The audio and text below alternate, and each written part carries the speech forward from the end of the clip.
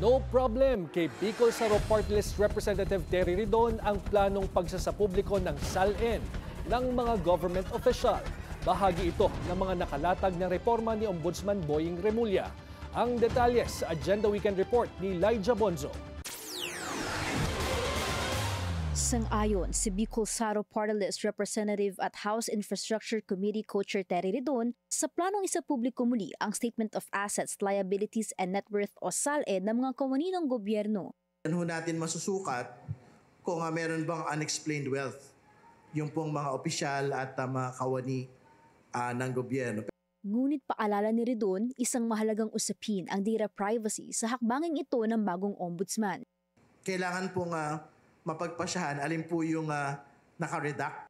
Panukala ni Ridon, at least maipakita sa publiko ang net worth o ang kabuang halaga ng ari-arian ng isang tao matapos ibawas ang total debt sa utang nito. Kaugnay pa rin ng usaping transparency. May hirit din si Congressman Ridon sa mainit na usaping dapat bang buksan ng ICI ang mga pagdinig nito sa publiko.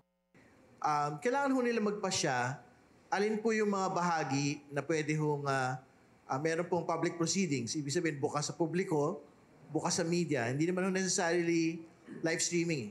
Dagdag ni Ridon, dapat ay tukuyin na lang ng ICI kung anong parte ng mga pagdinig at impormasyon ang for executive session. Panukala nito, buksan sa publiko ang pagbabasa ng affidavit at maging ang ilang bahagi ng interpellation o pagtatanong ng mga miyembro ng ICI.